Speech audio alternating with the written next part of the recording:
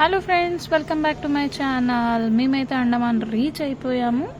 Reach అయిపోయిన తర్వాత first Andaman cellular jail చూడడానికి అయితే వెళ్ళాము. ఇది మాకు మేము తీసుకున్న రూమ్కి దగ్గరలోనే ఉంది. కాకపోతే మిట్ట మధ్యాహ్నం ఈ మధ్య ఎండలు అయితే చాలా దారుణంగా వస్తున్నాయి. ఇంకా ఫ్యూచర్లో ఎండలు ఎలా ఉంటాయో నాకు తెలిసి బయటకు వస్తే స్కిన్కి సంబంధించిన డిసీజెస్ ఏమైనా వచ్చేస్తాయేమో అని చాలా భయంగా ఉంది. సో ఫస్ట్ ఇదైతే ఎంట్రన్స్ అయిన తర్వాత మనకి టికెట్స్ తీసుకోవాలి. టికెట్స్ తీసుకున్న తర్వాత ఫస్ట్ ఇందులోకి అయితే వెళ్ళాలి. ఈ రూమ్లో ఏంటంటే అప్పుడు 1930, 1922 టైంలో ఇది వచ్చి మనకి మ్యాప్ అనమాట, ఆ జైల్ మ్యాప్. ఓకే, అదే దీంట్లో ఏంటంటే 1930 నుంచి 1922 నుంచి మనకి ఎంతమంది అయితే మనం అంటే మన దేశం కోసం పోరాడారో, లేకపోతే ఇంకా దేశం కోసం ఏమైతే చేశారో వాళ్ళందరినీ కూడా తీసుకొచ్చి ఇక్కడ పెట్టారు కదా. సో వాళ్ళ ఫొటోస్ ఉంటాయి అక్కడ. వాళ్ళు వేసుకునే డ్రెస్సు, ఆ మెడలో హ్యాంగ్ లాగా ఒకటి ఉంటుందండి, అది ఒక డ్రెస్ కోడ్ అనమాట ఖైదీలకి. అవి వేసుకుంటారు. సో వాళ్ళకి ఇవి వాళ్ళు ఎవరైతే ఉంటారో మనకి పోలీసులు, బ్రిటిష్ పోలీసులు కానీ అంతకుముందు ఉన్న వాళ్ళ యూనిఫామ్ అనమాట. సో అక్కడ ఆ రోజు మనకి ఏమైతే డెకరేషన్ ఇస్తారో అవన్నీ కూడా, అంటే ఆ రోజుల్లో ఉన్న అన్నీ కూడా అక్కడ మనకి మ్యూజియం లాగా మనకు పెట్టారనమాట. అక్కడ తాళాలు కూడా చూసారా, ఖైదీలకి పెట్టిన తర్వాత తాళాలు వేస్తారు కదా, అవి ఎంత పెద్ద సైజులో ఉన్నాయంటే అంత పెద్ద సైజులో ఉన్నాయి. ఫస్ట్ మనకి ఎంట్రన్స్లోనే 2 సైడ్స్ కూడా రూమ్స్ ఉంటాయి. ఆ రూమ్స్లోని మనకి వీటి యొక్క డీటెయిల్స్ అయితే ఉంటాయి. సో మనం వన్స్ అది అయిపోయిన తర్వాత లోపలికి ఎంటర్ అయ్యేసరికి మనకి ఈ జైలు అయితే ఉంటుంది. సో స్టార్టింగ్లో ఈ చెట్టు అయితే ఉంటుంది, పిప్లీ ట్రీ అని అంటారు దీన్ని తొలగించాలని అనుకున్నారు కానీ ఆ రోజుల్లో అండమాన్ జైలు నిర్మించేటప్పుడు కానీ ఎందుకో తొలగించలేదన్నమాట. అంటే చెట్టుని నరకలేదు. బట్ ఆ చెట్టు అప్పటి నుంచి అంటే 1922 నుంచి కూడా ఇప్పటి వరకు ఉంది. అంటే ఎంతో మంది ఆత్మఘోషలను కూడా తను చూసిందనమాట. వాళ్ళకి టార్చర్ చేసి మరీ ఇబ్బంది పెట్టేవారు కదా, వాళ్ళ అందరినీ ప్రత్యక్ష సాక్షిగా తను ఉంటుందన్నమాట. సో ఆ తర్వాత కాస్త లోపలికి వెళ్ళాక మనకి కొంతమంది ఫొటోస్ అయితే మనకి ఉంటాయండి, ఆ జైల్లో ఎవరు ఉన్నారు అన్నది. ఫస్ట్ మనకి ఈ జైల్లో ఇతనే ఉండేవారు. అతనికి సంబంధించిన ప్లేటు, అతనికి సంబంధించిన అదే దుప్పట్లాగా ఉంటుంది కదా, అది అతను ఈ జైల్లో ఉంటారంట. నిజానికి ఈ జైలు ఎలా ఉందంటే గాలి రాదు, వెలుతురు రాదు, అసలు ఏమీ రాదండి. ఎలాగ ఉండేవారో, ఎలాగ వాళ్ళని టార్చర్ చేసేవారు అన్న నిజంగా తలుచుకుంటే లిటరల్లీ కంట్లోంచి నీరు వస్తాయి. అంత దారుణంగా ఉంది ఈ జైలు. చాలా చిన్న జైలు, దాంట్లోని వాళ్ళని పడేసి తాళాలు వేసి చిత్రహింసలు పెట్టేవారంట. కానీ ఎన్ని జైళ్ళు ఉన్నాయో తెలుసా అండి, అయినా సరే సరిపోయే వాళ్ళు కాదంట. ఇంకా తీసుకొచ్చిన వాళ్ళని జైలు సరిపోవట్లేదని చాలా మందిని హ్యాంగ్ చేసేవారంట.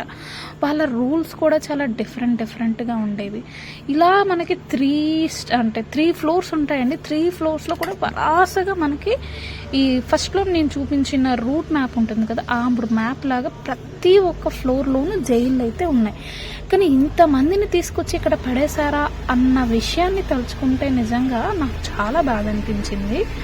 అండమాన్ జైలు అంటే నేను ఏదో అనుకున్నాను, కానీ వన్స్ అక్కడికి వెళ్ళిన తర్వాత యాజ్ ఎ ఇండియన్గా నాకు ఒక రకమైన ప్రౌడ్ ఫీలింగ్. నెక్స్ట్ మన కోసం మన పాత పురాణ చరిత్రలోని అంటే చరిత్ర తిరగి రాస్తే ఎంతమంది అంటే చనిపోయారు మన దేశం కోసం అని తలుచుకుంటే నిజంగా ఒళ్ళు గగ్గురు కూర్చుందండి. నిజంగానే చాలా చాలా ఫీల్ అయ్యే విషయం అనమాట. సో పిల్లలకు కూడా తెలియాల్సిన విషయం ఇది. మా కిషోర్ అయితే బాగా యాక్చువల్లీ తనకి ఈ ఇండియా, ఈ చరిత్ర, నెక్స్ట్ ఫ్లాగ్ గురించి, ఇండిపెండెన్స్ గురించి చాలా ఇంట్రెస్ట్.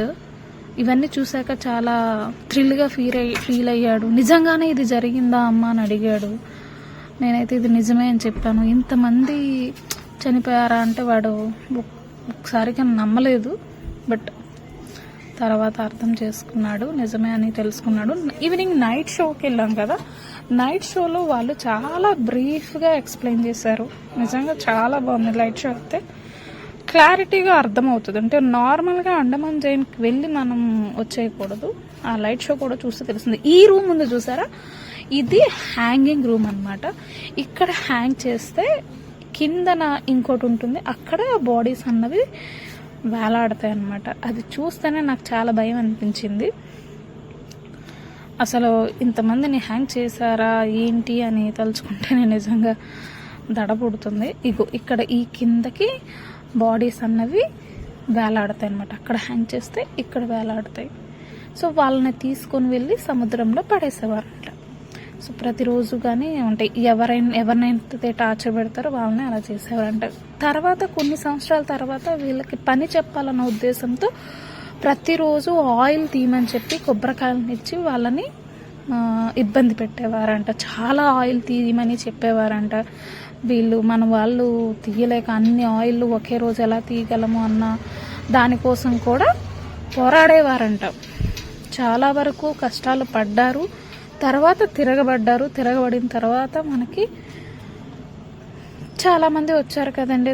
చాలామంది వచ్చిన తర్వాత ఆఖరికి గాంధీతో మనకి ఇండిపెండెన్స్ డే అయితే వచ్చింది.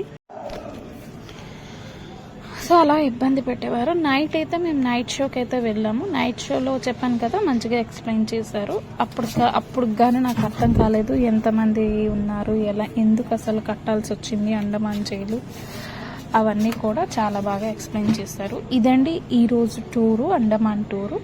సో మా వీడియో కనుక మీకు నచ్చినట్లయితే please like, subscribe to my channel. Bye.